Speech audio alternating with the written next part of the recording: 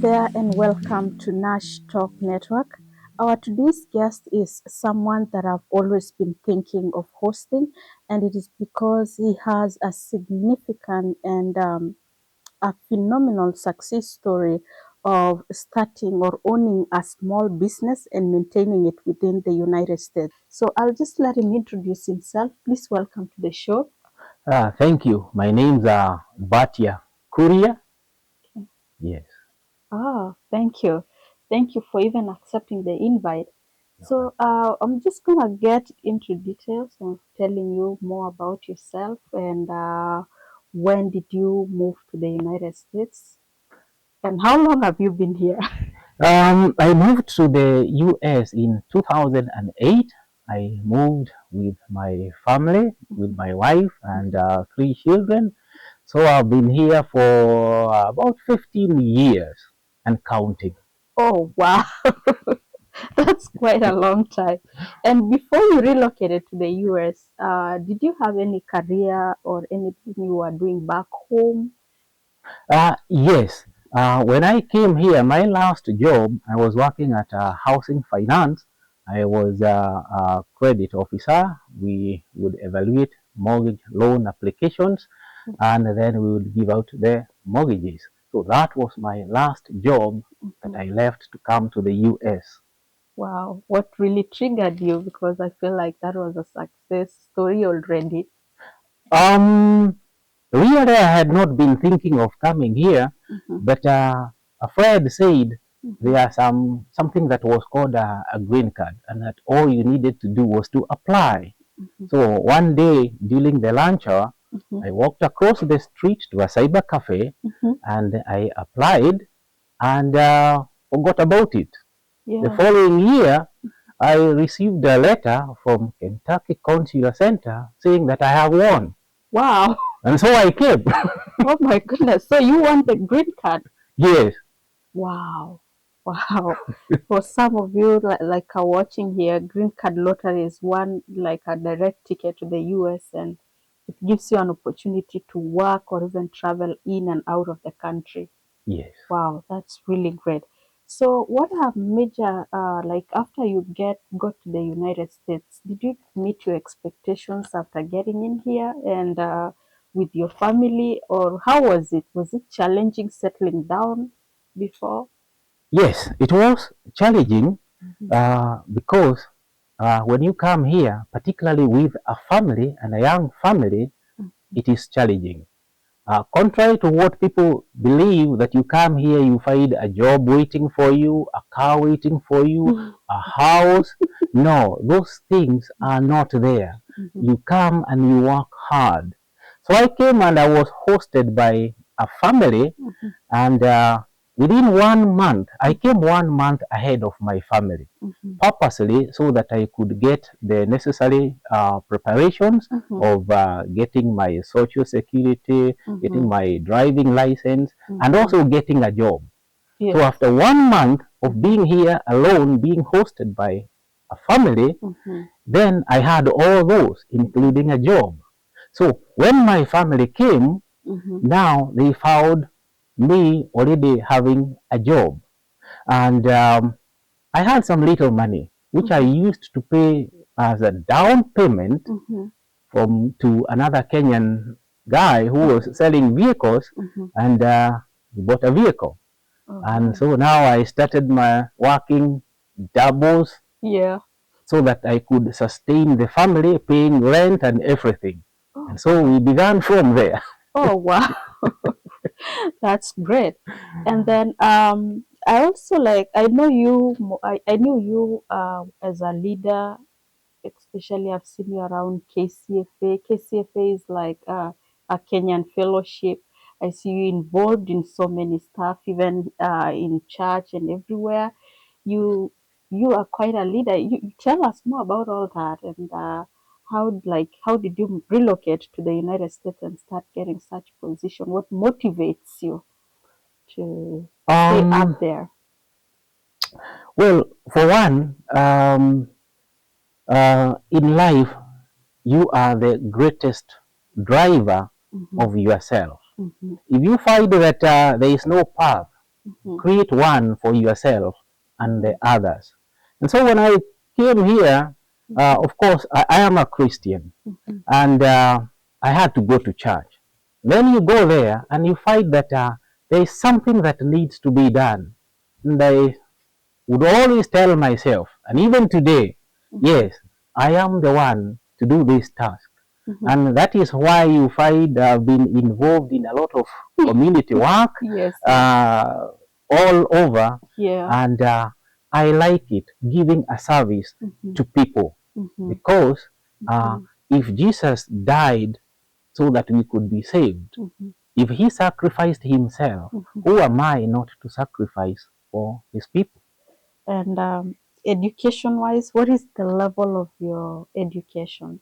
The first time I went to school was in 1973 when I Wow. went to kindergarten. We used Mm-hmm. to call it zero because when you go to standard one, that is one. So anything below that was zero. Mm-hmm. And I went to Tetu Boys Primary School, Blue Box, 689 Nyeri, and then to Kaguma High School, then to University of Nairobi. Mm-hmm. And then I found myself here. Mm-hmm. Here I've gone to community college. Mm-hmm. I've gone to the university, Mm-hmm. and right now Mm-hmm.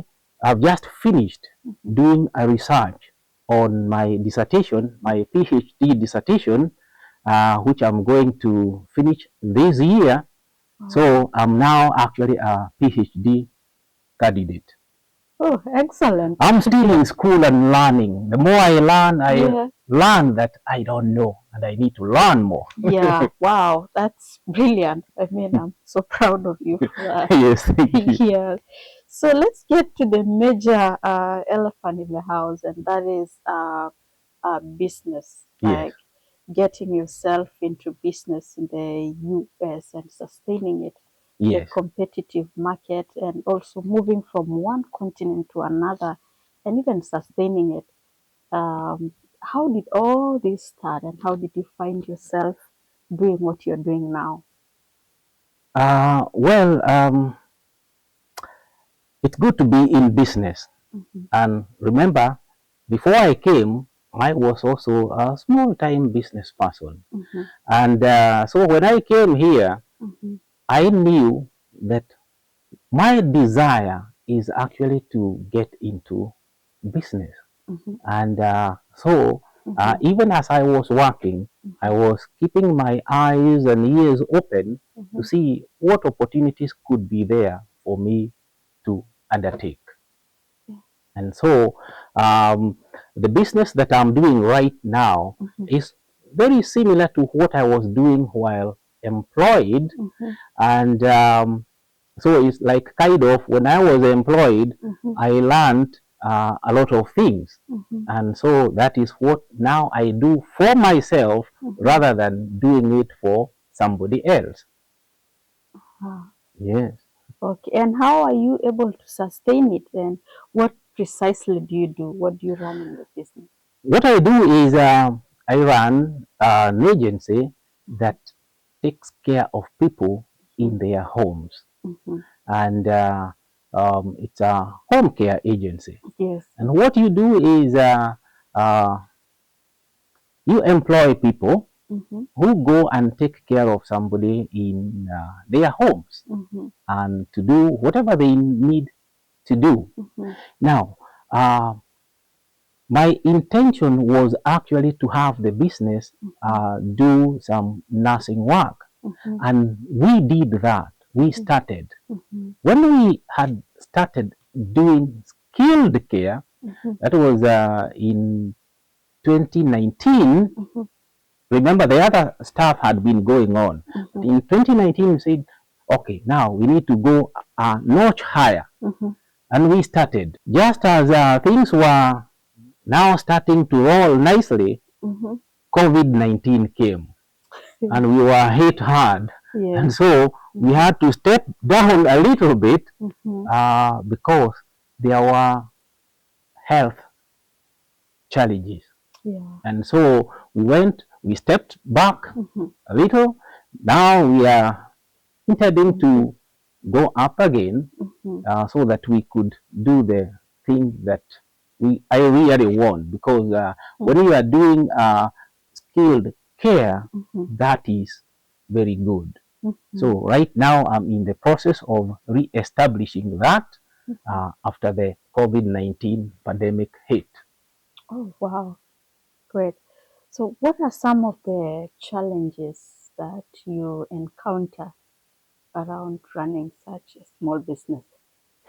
The challenges are many, Mm-hmm. and I would want to divide the challenges, or Mm-hmm. rather to categorize the challenges Mm-hmm. into several categories. Mm-hmm. There are challenges related to licensure, there are challenges related to the customer, Mm-hmm. there are challenges related to human resources, that is staffing, there are market challenges, and of course there are also personal challenges, and there are societal problems. Mm-hmm. Allow me to start with the licensure. Mm-hmm. Getting a license here, you Mm-hmm. need to have gone to school so that you can be licensed to do something. Anything that you want to do requires a license. Yeah, yeah. Even to cut hair, I know to that. be a barber, you need to have been trained, and you get a certificate, and you do a board exam. To be a hairstylist, Mm-hmm. to plait people's hair, you need to go to school, get that license. Mm-hmm. So part of the challenges here Mm-hmm. is licensure, Mm-hmm. because you need to have that expertise Mm-hmm. that now the society can trust that you know what you are doing. Mm-hmm. And even after you get that licensure, doesn't mean that you have fully gotten everything. Because let's take, for example, barber.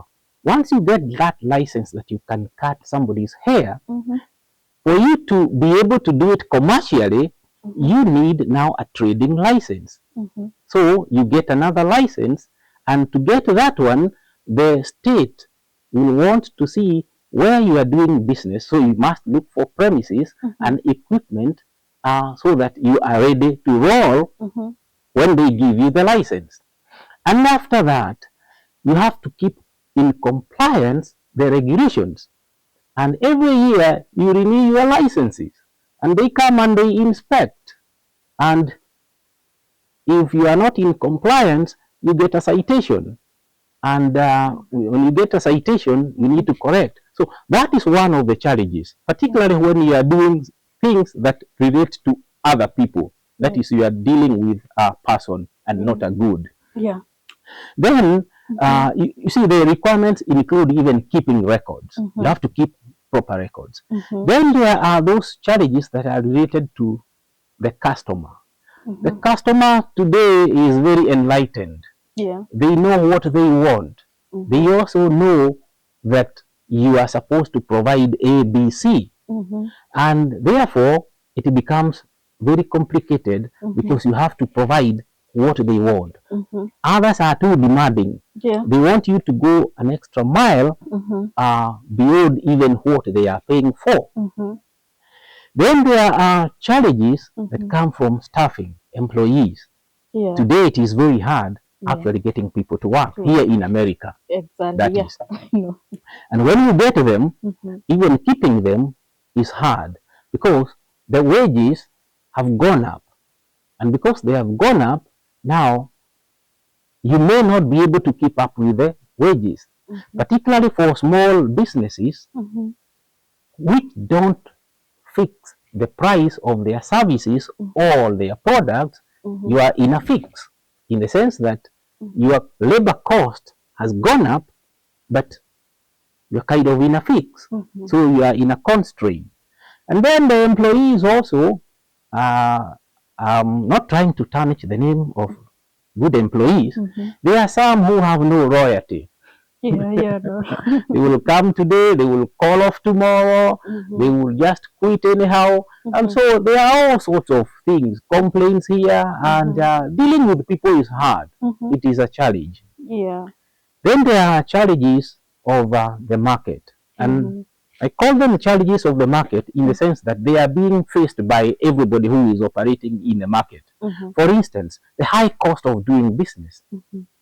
Anybody who is in business today knows that the wages are up, inflation and everything, insurances.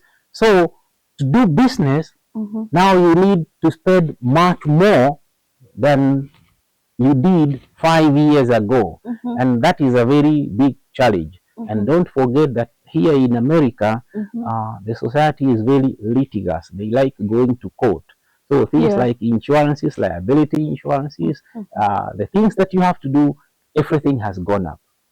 Then there are challenges Mm-hmm. of finances. You need money because Mm-hmm. of the to do whatever you are doing. Mm-hmm. But now, as an immigrant, there is a very unique challenge: the challenge of being a foreigner. When you are a foreigner, Yeah. you have many disadvantages Mm-hmm. and advantages for that matter. Mm-hmm. One disadvantage is that you don't know how things run in the new society. Yeah. You don't know the registration. You don't know how people talk. You don't know how people do their businesses. Mm-hmm. You don't know the system. Yeah. And there are many things that Mm-hmm. could help you if only you Mm-hmm. had the knowledge of the system. Mm-hmm. Then, being a new person, a foreigner, there is the other disadvantage, Mm-hmm. which you can turn into an advantage. Yeah. You have an accent.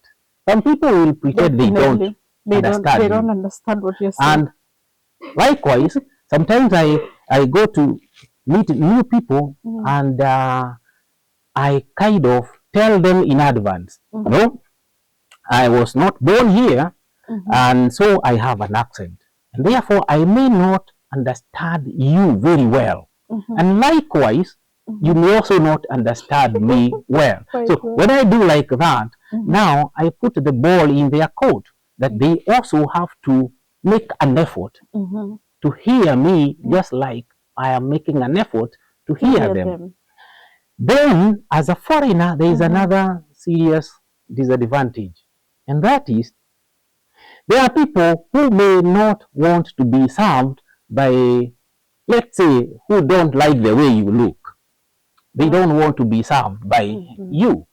And you see, Especially the skin color. yes, something like that. Here it is called racism, Racism here but racism is everywhere in this in world. this world. Yeah. If you go to even one homogeneous society, like Mm-hmm. in Somali, where Mm-hmm. they speak the same language and they are one tribe, but Mm-hmm. now tribalism is there in the name of clanism. Yeah. Now it is clans. So this thing, racism, is still there. You Mm-hmm. just have got to learn Mm-hmm. how to deal with it. But in business, sometimes it is hard. Some businesses today here in America, like those dealing with beauty products and such, they are dominated by people of Asian origin. And they do not want a non-Asian person getting into that business. So you have to figure out how to go about it. Mm-hmm. So that is a challenge. Mm-hmm. And but you work your way and you find your way how to survive. I know. Wow. What do you like about being an entrepreneur and a business person in the US? Do you think like you're currently comfortable in the situation that you're in now? Yes, I am. And there are several reasons. Mm-hmm. Number one, as a self-employed person, as a business person, Mm-hmm. you get the freedom Mm-hmm. to make your own work schedule. Exactly. Yeah, definitely. And this is good in the sense that it is you who is deciding today, this is what I want to do, this is what I want to achieve, these are my targets. Your effort is actually what you put in. Mm-hmm. You have that flexibility that today I will not go to work at 7, I will go at 10 a.m. Mm-hmm. And, that flexibility, only a business person has that flexibility. It is not that it is absolute freedom because you have a responsibility to your customers. Yeah. You have a responsibility to keep your office open. Yeah. So there are hours of business. So you need to be disciplined. Mm-hmm. And then there is the other advantage. Mm-hmm. And that other advantage is that, um, we you are in business to make a little profit. And if you look around, you will find that a lot of the people who appear wealthy, they are in business or have done some kind of commerce. It might even be farming, but one is farming in a commercial way. It might be anything that somebody is doing, but when you are selling, you are buying or producing, whether a good or a service, and you sell, chances of making more money than the average person are higher. And that is why you find that a lot of the wealthy people are doing business. I'm not saying that if you are employed, you will not be wealthy. If you are the CEO of a company and you are getting paid a lot of money, of course you'll be doing well. But when you are in business, at least you stand a chance of making some money. You can do something and you get some more money. And then there is another advantage of being in business, in the sense that if you are in a good business, there will be something that you can leave to future generations. And also you can be able to help other people. Like now, I can give somebody a job. If I were employed, I can't give somebody a job. You see, so those are some of the things that make being in business, you are creating some employment, and that is very good. Oh wow, that's quite inspiring. And then we have viewers who are aspiring. They are aspiring to own a business. They are aspiring to be entrepreneurs, including myself. I started. I'm right there, but You're right now in business. yeah. What would you tell someone who is aspiring to be an entrepreneur and business, and what keeps you going to get there? Um, while being in business is good, it needs a very high level of discipline. Yeah. And there, you know, there are all sorts of advice, left and right. But I can tell you, out of my own experience and out of what I have studied. By the way, my PhD study is on immigrant businesses. And I have learned that if you want to get into business, there are key things that you need to do. Number one, educate yourself. Have the right skills about the thing that you want to do. If you don't have any knowledge about gold and jewelry, don't set up a jewelry shop. You will burn your fingers because you have no knowledge. So acquaint yourself with the knowledge of what you want to do. And this means including going to school, learning a trade, learning a profession, so that when you get into business, you will be the master of what you are doing. That is number one and very key. Precisely, yeah. And do not get into something that you don't have a passion for. If you don't like driving, don't become a truck driver. Be what you have a passion for. Yes. Because it means that for the rest of your life, you will never work even a single day, because you are just doing your passion. Now, the other thing is learn the regulations that are needed for you to operate. There are all sorts of regulations.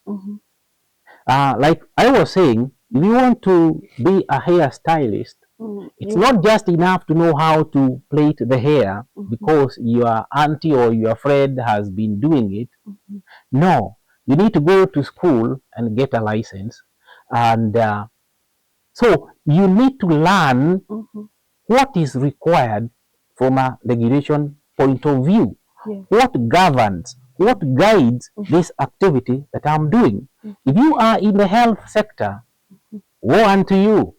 There is a whole ton of regulations. So acquaint yourself with that.